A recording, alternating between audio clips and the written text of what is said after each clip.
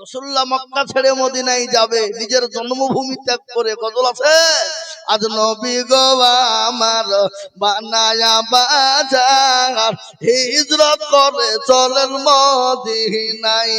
আজ নবী গো আমার গড়ায়া বাজার, শুয়ে আছে সোনার মদিনা। আব্দুল্লাহর পৃষ্ঠ হতে মায়া মেনার সঙ্গে মেতে জন্ম নিলেন নবী মক্কাতে। আজ নবী গো আমার গড়ায়া বাজার, হিজরত করে চলেন মদিনায়। আজ নবী গো আমার বানায়া বাজার, শুয়ে আছে সোনার মদিনায়। নবী বলে হযরত আলী আজে বেচানা খালি, আমার বিছানায় শুয়ে যাও। আজ নবী গো আমার গড়ায়া বাজার, হিজরত করে চলেন মদিনায়। আজ নবী গো আমার বানায়া বাজার, শুয়ে আছে সোনার মদিনায়। ওই নবীর নামে দরুদ পড়িলে, ও নবীর নামে দরুদ পড়িলে হবে যে দু চোখ নিভে যায়। আজ নবী গো আমার গড়ায়া বাজার, শুয়ে আছে সোনার মদিনায়।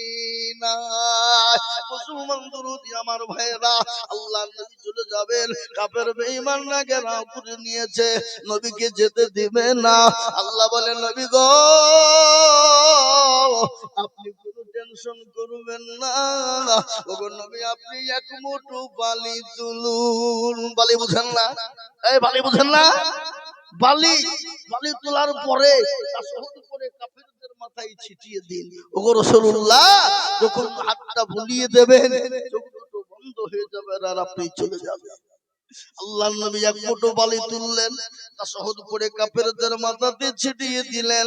কাফেরদের চোখ দুটো বন্ধ হয়ে গেল। রাসূলুল্লাহ মক্কা ছেড়ে মদিনায় যাবেন।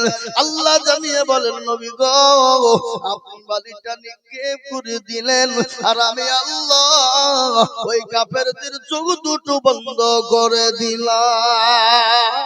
কোরআন বলে দিল ওয়ামা রামাইতা ইয রামাইতা ওয়ালাকিন্নাল্লাহ রামা। নবী গো আপনি বালিটা নিক্ষেপ করে দিলেন, আর আমি আল্লাহ কাফেরদের চোখ দুটো বন্ধ করে দিলাম। রাসূলুল্লাহ চলে গেলেন, হযরতে আবু বকরকে গিয়ে ডাকলেন, বলে আবু বকর, ও আবু বকর বলে রাসূলুল্লাহ যখন ডাক দিলেন, হযরতে আবু বকর বলে লাব্বাইক সাদিক ইয়া রাসূলুল্লাহ। নবী বলেন আবু বকর তুমি ঘুমাও না। বলে নবী গো ওই সত্তার কসম করে বলি, ওগো নবী আপনি যে দিল থেকে বলেছেন মক্কা ছেড়ে মদিনায় যেতে হবে, আমি আবু বকর একটা মিনিটের জন্য বিছানায় ঘুমাই নাই। আল্লাহ বলো মোহাব্বত কাকে বলে, ভালোবাসা কাকে বলে, বাবা নবীর প্রেমিক কাকে বলে? হাদিসের মধ্যে এসেছে নবীজি বললেন লা ইউমিনু আহাদুকুম হাত্তা আকুনা আহাব্বা ইলাইহি মিন ওয়ালিদিহি ওয়া ওয়ালাদিহি ওয়ান নাসি আজমাইন। রাসূলুল্লাহ বললেন কতক্ষণ পর্যন্ত তুমি মুমিন হবে না, কতক্ষণ পর্যন্ত তুমি হবে না, যতক্ষণ পর্যন্ত নিজের জীবনে যতক্ষণ পর্যন্ত নিজের জীবনের থেকে বিবি বাচ্চা জমি গাড়ি সম্পদের থেকে আল্লাহ রাসূলকে যতক্ষণ পর্যন্ত না ভালোবাসবেন, ততক্ষণ পর্যন্ত আল্লাহ পর্যন্ত আপনাকে ভালোবাসবেন না। ভাই আমার দরদি আমার ভাইয়ের আল্লাহওয়ালা, ততক্ষণ পর্যন্ত মুমিন হতে পারবো না যতক্ষণ পর্যন্ত নিজের জীবনের থেকে, বিবি বাচ্চা জমি গাড়ি বাড়ি ধন সম্পদের থেকে যতক্ষণ পর্যন্ত আল্লাহ রাসূলকে না ভালোবাসতে পারবো ততক্ষণ পর্যন্ত ইমানদার মুমিন হওয়া যাবে না। আজ আমি আপনাদেরকে বলবো বাপ ও আল্লাহওয়ালারা, ইনশাআল্লাহ পৃথিবীর জমিনে যতদিন বেঁচে থাকবো আল্লাহ তার রাসূলকে নিজের জীবনের থেকে বেশি ভালোবাসবো। আর একবার হাতটা উঁচু করে দিয়ে আমার আল্লাহকে দেখিয়ে বলুন ইনশাআল্লাহ। না মুসলমান অনেকে তুল্য আর অনেকে তুল্য নরা মনে করছে মৌলবি দেখতে পাবে, মৌলবি জানে না। এ বাবা এ বেলডাঙ্গার লোক, সিকিউরিটির লোক, হ্যাঁ আল্লাহু আকবার, এরা খুব চালাক মাল বাবা। চালাক বুঝেন তো? বুঝেন না? আমি এর আগে বলিনি, বদনাই করে পানি নিয়ে মাঠে গেছে কি করতে, কি করতে? পায়খানা করতে বাবা। এই পায়খানা করে পানি খরচ করতে গিয়ে দেখছে বদনা ফুটু। এই যা একই রে, এ পানি কি হইলো? কালকে আজিজুল মৌলবি পারলো না ঠকাইতে, আজ বদনা ঠকিয়ে দিলে। দাঁড়া কালকে কি করে ঠকাস বাবা। তারপর দিন বদনাই করে পানি নিয়ে চলে গেছে বাবা। যাওয়ার পরে বলছে আজকে আগে পানি খরচ করব তারপরে পায়খানায় যাব। এ বাবা আজ ঠকলো না জিতলো? আজও ঠকলো। তো যারা হাতটা তুলে দিল তারা জিতে গেল। ওরা মনে করছে কেউ দেখতে পাবে না, কিন্তু যেটা কেউ দেখে না সেটা দেখেন কে? যেটা কেউ জানে না সেটা জানে কে?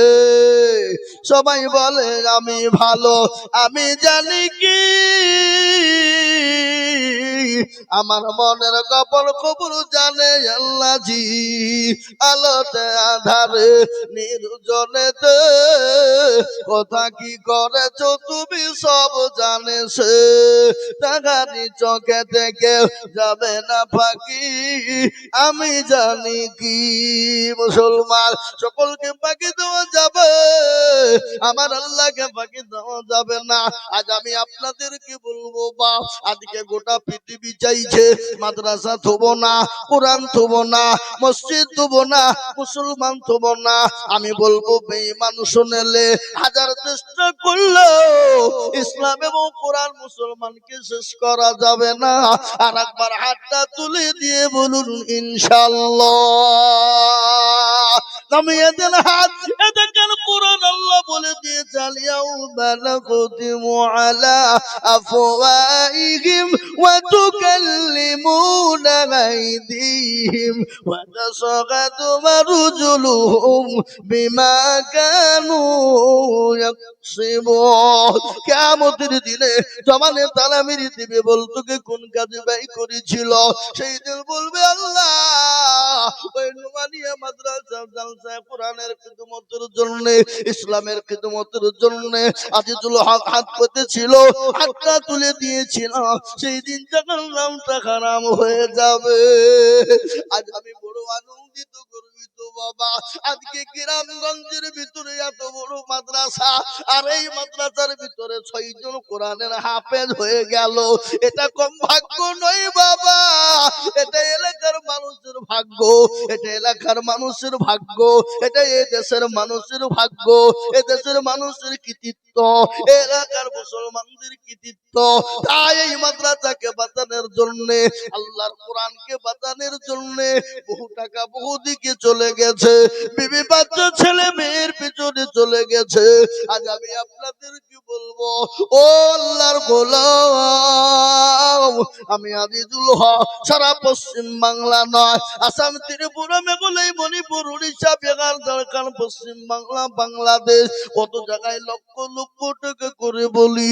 আজ আমি আল্লাহর কোরআনকে বাঁচানোর জন্য আমি আপনাদের কাছে লক্ষ লক্ষ টাকা চাবো না, আমি একবার তাকবীর দিব, বহু টাকা বহু দিকে চলে যায়, বিবি বাচ্চার পিছনে চলে যায়, ছেলে মেয়ের পিছনে চলে যায়। আমার আল্লাহর কোরআনের খিদমতের জন্য মাত্র 50,000 টাকা। বলে হুজুর গো আমার কাছে জান আছে মাল নাই। ওগো হুজুর আমার মা চলে গেছে, বাপ চলে গেছে, আমার মায়ের নামে বাপের নামে আমি আল্লাহর কোরআনের জন্য আমি 50,000 টাকা আমি থেমে থেমে অল্প অল্প করে দিয়ে দিব। তাই সর্বপ্রথমে একজন দরদি মাত্র 50,000 টাকা